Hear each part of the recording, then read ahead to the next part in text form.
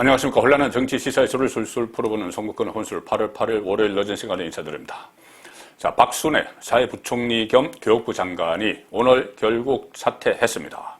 오후 5시 반에 늦은 시간에 이 기자회견을 갖고 자진 사퇴를 선언을 했습니다. 제가 받은 교육의 혜택을 국민께 제대로 드리고 싶다는 마음 하나로 달려왔지만 많이 부족했다. 학제 개편 등 모든 논란의 책임은 저에게 있으며 제 불찰이다. 자, 학제 개편, 5살 취약 연령 5살로 내리는 문제. 이 문제를 충분한 숙성 과정 없이, 공론화 과정 없이 윤석열 대통령에게 업무 보고를 하면서 불쑥 던지는 바람에 이것이 결국은 대통령에게도 부담이 됐습니다. 부담이 됐고, 윤석열 대통령이 그동안 지지율이 처음부터 떨어지다가 반등을 할 그 기회가 한 2번 있었는데, 그때마다 이런 일이 터져서 윤석열 대통령의 지지율이 20%대로까지 폭락을 했죠. 한 번은 이 권성동 원내대표가 문자 메시지를 포착 노출을 했을 때입니다. 그 내부 총질만 하는 여당 대표, 이 윤석열 대통령의 문자 메시지, 이 문자 메시지 내용 자체가 그렇게 큰 논란이 된 것이 아니고, 그런 식의 이 당 대표를 둘러싼 이런 권력 암투가 마치 있는 것처럼 이렇게 모습을 보인 것, 그때 이 반등을 할 기미를 보였던 지지율이 다시 내려앉았습니다.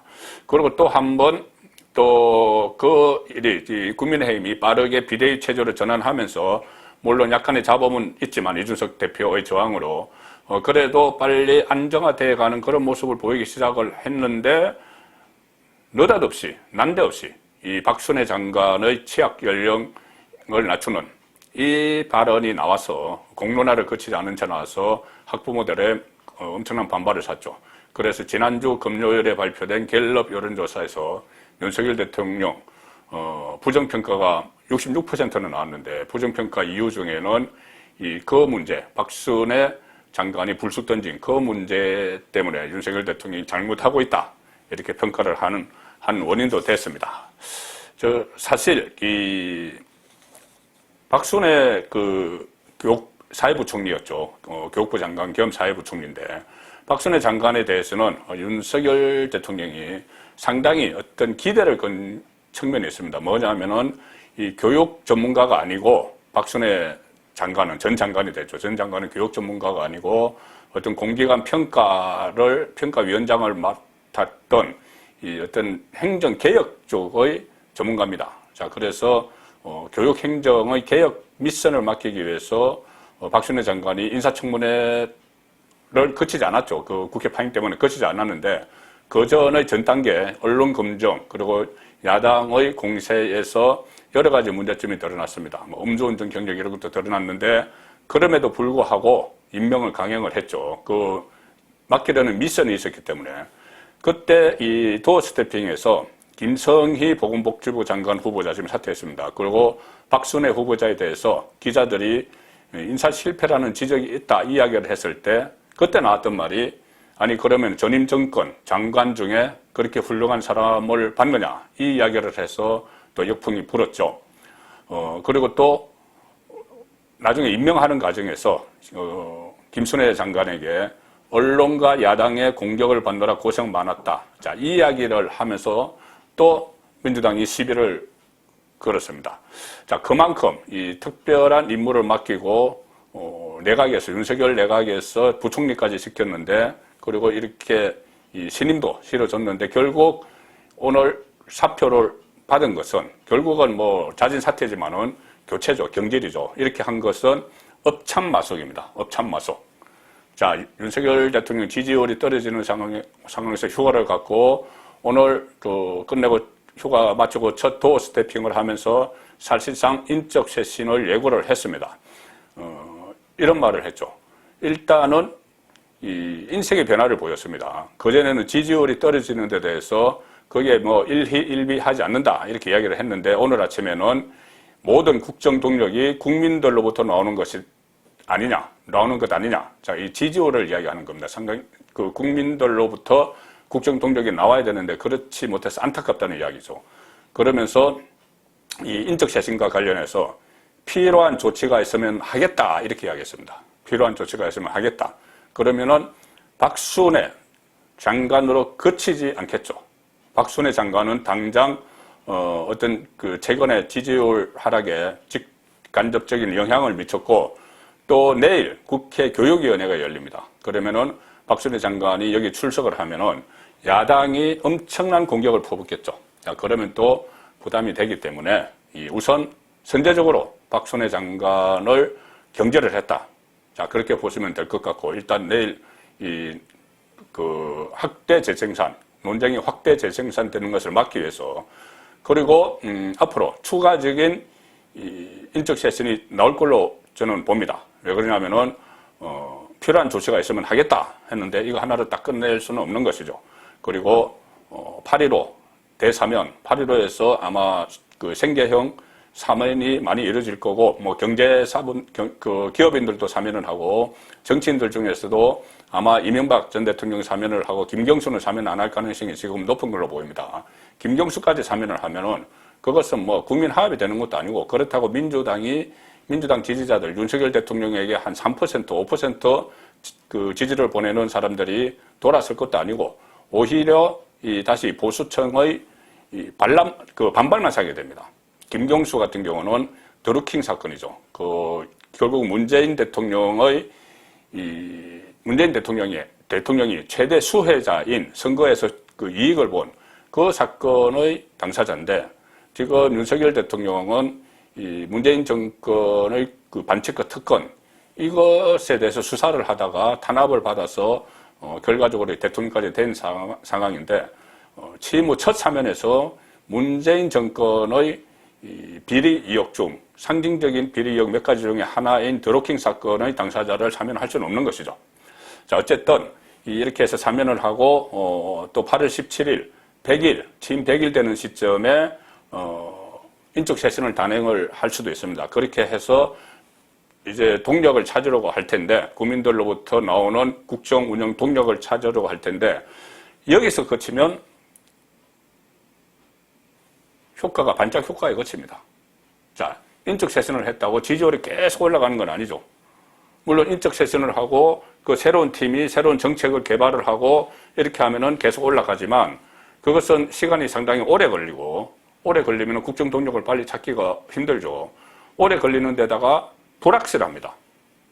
왜 그러냐면은 지금 가령 예를 들어서 대통령실, 그 다음 차례는 대통령실이 될 가능성이 높은데 김대기 실장을 비롯해서 대통령실을 교체를 한다고 새로 그 자리에 앉은 사람들이 일사불란하게 국민들의 마음에 쏙쏙 들게 쫙 해나갈 거라고 장담할 수가 없는 거죠.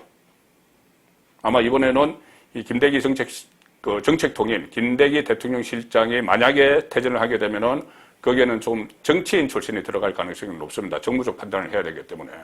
그러면은 또 정책 분야에서 소홀을 하게 될 수가 있고.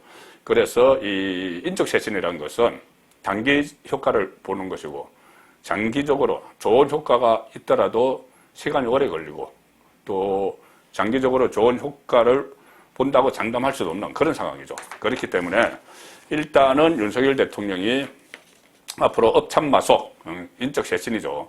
이 사람 바꾸는 걸 좀 더 할 겁니다. 그래야지 윤석열 정부가 바뀌었구나 이런 인상을 주기 때문에 하겠죠. 그런데 자 거기서 그치면 안 된다는 이야기입니다. 이것을 튼튼한 지지층을 확보하기 위해서는 최소한 윤석열 대통령을 후보 때 찍었던 이 보수와 또 중도 그리고 진보 유권자 중에서도 문재인 정권에 실망한 그 사람들의 지지를 다시 얻기 위해서도 조치를 취해야 되는데 가장 확실한 조치는 이미 나와 있습니다. 이 인적 쇄신도 필요한 조치지만 그걸로 끝나면 반짝 효과뿐이기 때문에 핵심은 윤석열 대통령이 후보 시절에 왜 윤석열을 지지하느냐고 묻는 여론조사에서 60% 이상은 정권 교체의 적임자라서 이렇게 이야기를 했습니다. 정권 교체의 적임자라서. 이재명 같은 경우는 정권 교체의 적임자라서, 그러니까 정권 재창출의 적임자라서 이것보다는 대부분 후보 개인의 능력, 뭐 정책이나 공약이 마음에 들어서 후보 개인의 자질과 능력이 뛰어나서 이런 거였습니다. 그런데 윤석열 대통령은 지지 이유 가장 큰 것이 정권 교체를 하기 위해서입니다. 그렇다면은 왜 정권 교체를 그 민심이 바라는가? 바로 문재인 정권의 무능, 부패, 반칙, 특권 이런 것들이죠. 그렇다면 지금 문재인 진보 정권의 그런 면들을 민심이 그것을 받아들이지 않고 이것을 바꿔야 된다고 했기 때문에 그것을 윤석열 정부가 처리를 해줘야 되는 겁니다. 자, 대선 때 지금 말씀드린 문재인 정권이 그런 일들에 대해서 신적폐로 규정을 했죠. 윤석열 후보가. 그리고 청산 대상이라고 분명히 했습니다. 자, 그렇다면 취임을 하고 나서 다른 일도 물론 해야 되지만은 그 일들을 같이 했어야 됩니다. 본인도 검찰총장 출신으로서 공정과 정의, 이 상식을 최고의 가치로 치고 있었다면은 이 정권 교체를 열망한 민심이 저것은 잘못됐다, 비정상이다 이렇게 했던 부분들을 정상화시키는 일을 좀 서둘러야 됩니다. 그렇게 하지 않고 자꾸 이 프레임에 갇혀서 우왕좌왕하고 자고우면하고 이런 모습을 보이니 이 더불어민주당 지지층이 일제히 무조건 묻지마 부정평가를 하는 속에 중도층과 보수층도 휩쓸려서 같이 지지율이 쭉 떨어지는 그런 상황이었죠. 그래서 지금이라도 우선 등 돌린 이 지지층을 붙잡기 위해서라도 정권 교체를 하기를 잘했다 하는 이런 믿음을 줘야 됩니다. 자, 그래서 문재인 정권과 단절, 비정상의 정상화, 또 대선 때 여러 가지 그 문재인류의 의혹들이 불거진 이재명 주변 여기에 대한 청산 작업이 뭐 법적으로나 정치적으로나 좀 시급히 이루어져야 되고 그것이 어떤 부작용을 우려하는 목소리도 있지만 그것 때문에 자고우면하면은 정권 교체를 한 이유가 없어지는 것이죠. 자, 그래서 앞으로 전개될 상황은 제가 한번 풀어볼 때는 일단 인적 쇄신을 더 할 겁니다. 오늘은 급하기 때문에 박순애 장관을 했고 대통령실 이 인적 쇄신을 하겠죠. 그리고 정권의 세 축 가운데 하나 국민의힘 집권 여당은 내일 정국위가 열리면은 사실상 인적 교체가 됩니다. 이준석 대표가 지금 아무리 마지막 저항을 해도 아무 소용없죠. 지금 사람들이 다 떠나서 고립무원입니다. 자, 이렇게 되면은 이 인적 배치를 다시 완전히 하고 그 다음에 할 일은 물론 민생도 살피고 경제도 하고 다 해야 되겠지만 왜 윤석열을 대통령으로 만들었는지 오늘 초심 이야기를 했죠. 그것이 유권자들이 왜 대통령을 만들어졌는지 그 부분을 생각을 하면은 분명히 활로가 보일 걸로 생각합니다. 송국근의 혼술이었습니다.